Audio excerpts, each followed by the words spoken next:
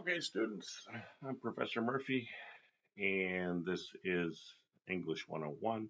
I want to give you a brief introduction to some of the terms on the board here, to some of the issues we'll be covering in the course.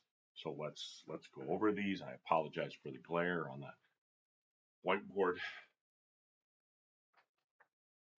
So what is this all about? So normally when I introduce the course, I say nobody cares about your opinions.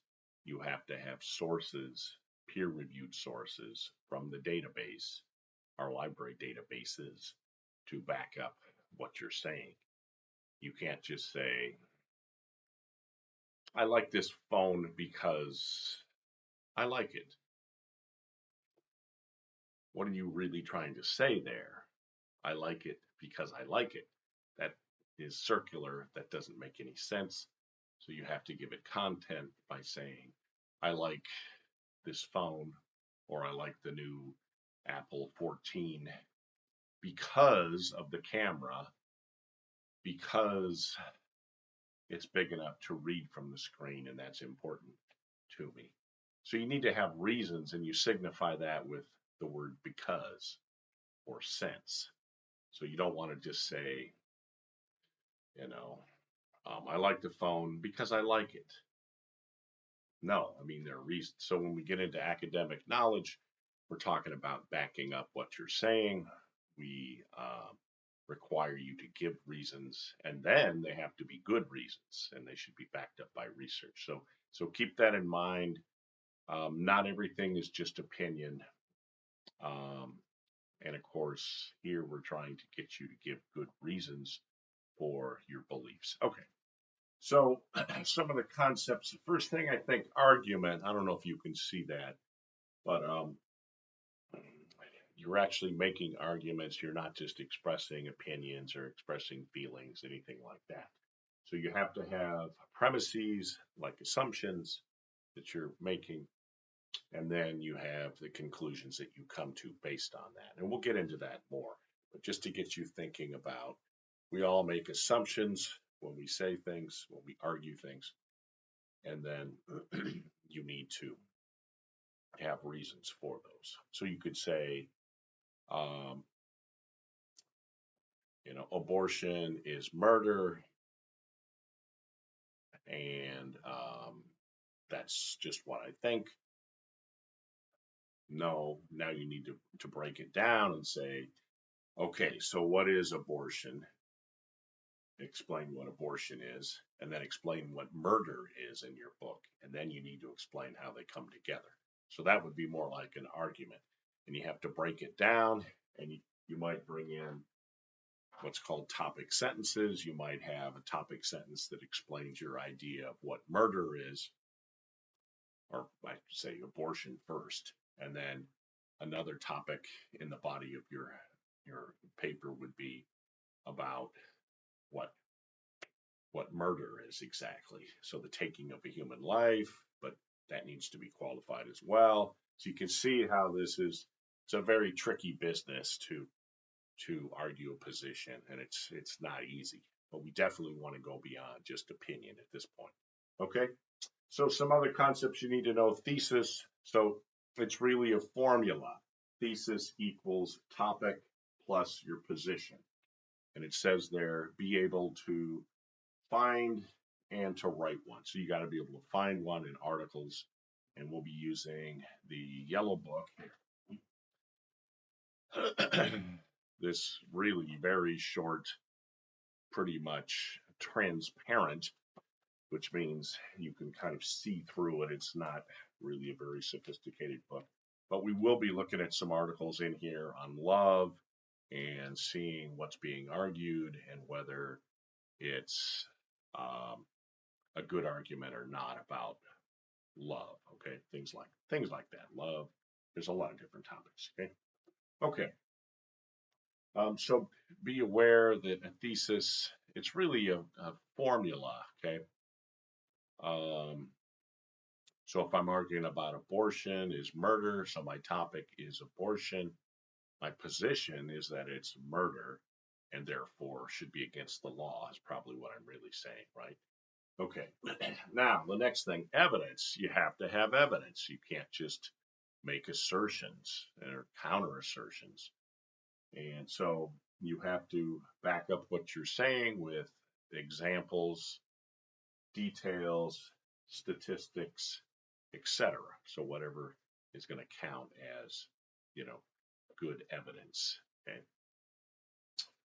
All right. And again, be able to find the evidence and also to write and create your own evidence using the articles from the database. Okay. So the next big term is rebuttal, and we've kind of forgotten this term in our society, especially English class. So I'm definitely bringing it back. So writer's response to critics. So the writer, let's say you're the writer of the research paper, you're arguing X. Okay. Now, what are the critics going to argue against you? They're going to argue not X or Y. Now, those are just symbols to suggest first, not X is the opposite of what you're arguing, since you were arguing X. So abortion is murder, so maybe the critics are arguing abortion is not murder. Or to bring in the Y part, they may say that's not the issue. The real issue is about money, okay, and women giving birth. And so money stability is more the issue. So they're bringing in some new concept kind of out of left field, okay? All right. What else we can talk about? I mentioned topic sentences, so make sure you're paying attention to that. Your topic sentences, we'll go over all this again in more detail. The next thing we'll be using MLA style. I know some of you in education and nursing, you're going to be, you want to use APA or would like to use APA style, but I'm really supposed to teach you MLA style. And so what we have here, and I'm not going to go into a lot of detail as to what this is at this point. Just again, I'm introducing you. In-text citations versus works cited. So you should know the works cited is really where you list your complete information. For example, this textbook. So how would I cite it? You know, I'm going to put the author's or editor's name, the name of the textbook, the edition, where it was published, and or the name of the publishing company, Bedford St. Martin's, and then the year, 2021. And since this is a print version, I don't need to put any kind of URL or anything, okay? So there's that. So some of the basic concepts again, we've got argument. Think of what you're doing in your papers. You're going to be writing really a persuasive essay, and then of course the research paper. And this course has a national standard where we have to teach the research paper. Okay, so pretty much every class everywhere in the US is teaching this class in similar fashion in terms of a research paper, and only 8 pages, 8 sources, so it's not a real killer or anything. And I will guide you through the process. That's what we do at community college. We guide you through step by step how to do it. And so I've got it all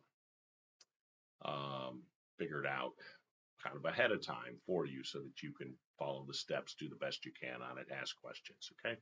So again, remember, no one really cares about your opinions. You need to back them up with peer-reviewed articles from our databases or have good sources, okay? So again, what counts as evidence? Well, statistics, examples, details, etc. Okay, so I think that's probably enough to get us started here. You also need to remind yourself about argument. We did that. Rebuttal. You need to always respond to your critics, even if you're giving a speech, even if you're in advertising or some other field. You need to think about what the critics are going to say. It's too expensive, or it takes too long.